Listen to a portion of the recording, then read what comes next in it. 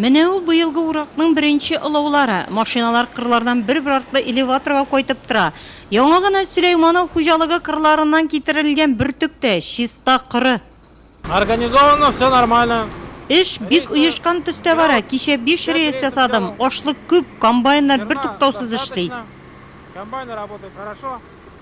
Сөләйманов һәм Южный хуҗалыклары кырларында быел да уңыш яхшы. Уҗым культураларын яңада чәчәргә туры килсә дә, үз вакытында башкарылган агротехник чаралар нәтиҗәсен биргән. Язның матур килүе белән, вакытында яңгырлар яву белән, инде удобренияларында кертү белән бездәге аларны ашаткач, менә зимой кырлары быел Алла теләсә матур итеп 45 центнердан да ким уңыш бирмәскә тиеш. Кырларыбыз чиста.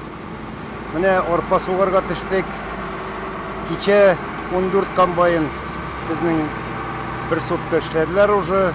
Хәзер инде безнең 2 смена кенетене оештырып, матур иттереп, быелгы урып җыюны вакытында төгәлләп матур итеп эшләргә безнең инде барлык теләгебез шул.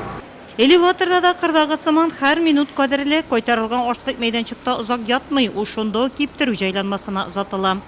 Дүрт сушилка эшли, дүрт сушилка һәрбер сушилка, эш сушилка эшли сәгатенә 50 тонна суши итәләр иналар, если 19% влажность булса инде. Бер сушилка сувадин безнең эшли, ул 24 тонна ала инде сәгатенә. Без аларны 14%-ка кадәр киптерәбез һәм затабыз складларга, элеваторга затабыз инде киптереп. Үткән ел элеваторда гомуми 85 мең тонна икмәк кабул иткәннәр, быел исә 92 мең тонна. Сөләйманов һәм Южныйда гына түгел, районның башка крестьян фермер хуҗалыкларынан да ашлыкны кабул итәргә планлаштыралар. Моның өчен мөмкинлек бар, ремонт эшләрен биредә кыштан ук алып барганнар.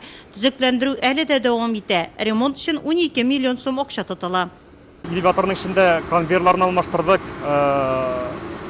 вентиляцияларны алмаштырдык, халыкка уже тузан булмаган хәбәр инде. Скалаларда ремонтлар ясадык, скалаларның кирпичный основанияларын биш үзгәрттек. Анасын верхний галерея урам ягында халыкка эшләргә опаснарак тегесләрне төшергән мошты. Шушыларны биш профнастилен яптык. Ябабыз, хәзердә продолжается эшләр инде. Иң мөһиме эш урыннарында техник куркынычсызлык үтәлү, шуңа да эшчеләр арасында аңлату эшләре үткәрелгән. Элеваторда 160 кеше хезмәт куя. Эш 2 сменада оештырылган. Ашлыкның кырдагысы түгел, амбардагысы ашлык ди халык. Бертөк дөрес киптерелеп складларга салынмаса, ширеп юкка чыгарга мөмкин. Элеваторда югалтулар булмасын өчен бөтен көчне куеп эшлиләр.